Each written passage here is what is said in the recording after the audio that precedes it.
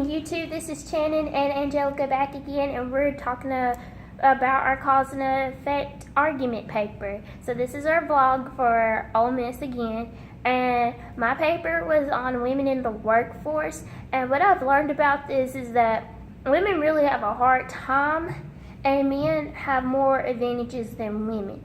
But through this paper, I've learned that research and making sure that you get everything on time is important to have a good paper and make sure everything's all organized. And this is not the longest paper I've ever written, but it is one of the most complicated and frustrating ones because it takes a lot out of you. It seems easy because you get to pick your own topic, but it's hard when you're trying to research evidence to back up what you're saying for your topic, and you end up at a dead end.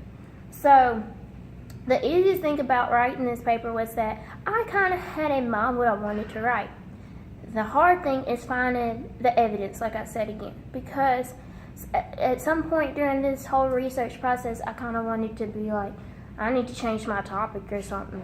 I need to do something else because I kept coming up with the same answer, and I didn't want to sound repetitious in my paper. I wanted unique facts that say, hey, this is what women are going through, this is what needs to happen, and this is what people need to know. My strengths during this paper is that I have a lot to write about. As you can see, I'm a talker. I like to go in depth with stuff, but the hard thing was when I think about something, that one thought leads to another thought, and then I'd be like, whoa, and then my paper ends up being unorganized. So that's something that I need to work on. And that's also leads into like grammar, mechanical errors, that I be writing so fast, my sentences don't make sense. And that's not something you want to have because people will be like, what are you talking about? I'm like, I thought I knew, but I didn't. If I had one more day, it would just to make sure that this paper is the best paper that I have in my ability to write. Like, I know that this paper is going to get me an A. Or at least a B. Hobby, thank you, hobby. Because A's are super hard to get in college. So when you get one, you be like, oh my gosh. And I hope that one of these papers is my oh my gosh paper because I feel like I put a lot of work in it. And if not, then I know that this wasn't my best. Okay. And my paper was on African American women diagnosed with HIV. To me, like, doing this paper, I learned a lot about African American women. I learned how women with HIV, they lack education, they lack support. It's due to the things that are around them, that the reason why they're stuck with it. And like, to me, that's wrong because a lot of people need people to help them move forward on their life. A lot of people need education just to have a job, period. And then on top of that, like, the places around you, it's supposed to support you and it's supposed to like build you up. Like, a lot of these women that had it didn't have a clinic, so they couldn't get treated. So that was just stuff with HIV. And like, my biggest problem with my paper was trying not to repeat myself. Like, I felt like I kept repeating myself, but I felt like I wasn't.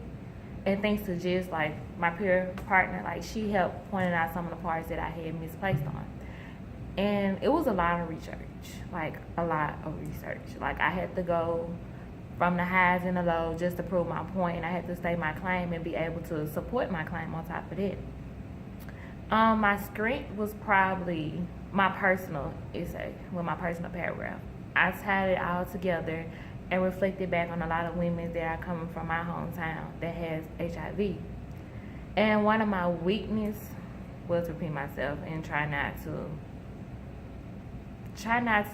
bring another topic into my essay while I'm just supposed to be focused on one topic. Mm-hmm. And if I had one day to like to redo my paper or like just to reread it, I probably would have maybe added more personal details, maybe rearranged my little paper, maybe make it sound more perfection when it's completely not.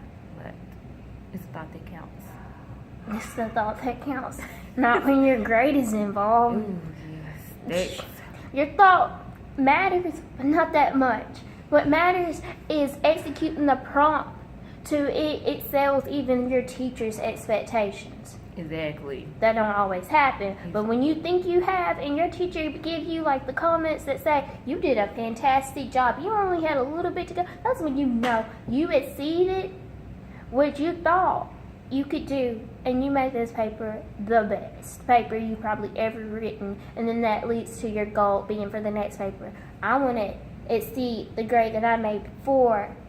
What can I do that I did the last time, and what can I improve on to make it better? That's what a writer strives for. But in this paper, I just feel like the thing that's going to, I just had one more day to work on is just making sure we're not repetitious. Yes, and making sure you not keep constantly using the same The words words, oh my over gosh. and over again. Use different words. Use a thesaurus if you have to say, well, I've already used women 3 times in this. What's another synonym for women? I mean, there's only 2, women or female, but still, you want to use various amount of words to make your paper sound intellectual. You have to write that paper to the audience that you want your paper intended for, and that's hard, but you gotta do it. Yes. So think of it as how your teacher talks in class, how she sounds so professional, so top of the line. You want your paper to be just like that. Like you finna give it to her, and she the only person that's gonna read it, grade it, and her comments and everything is the only thing that matters. Just build around how your teacher talk and make this your paper. Yes. That's all. I hope you guys like it. See ya.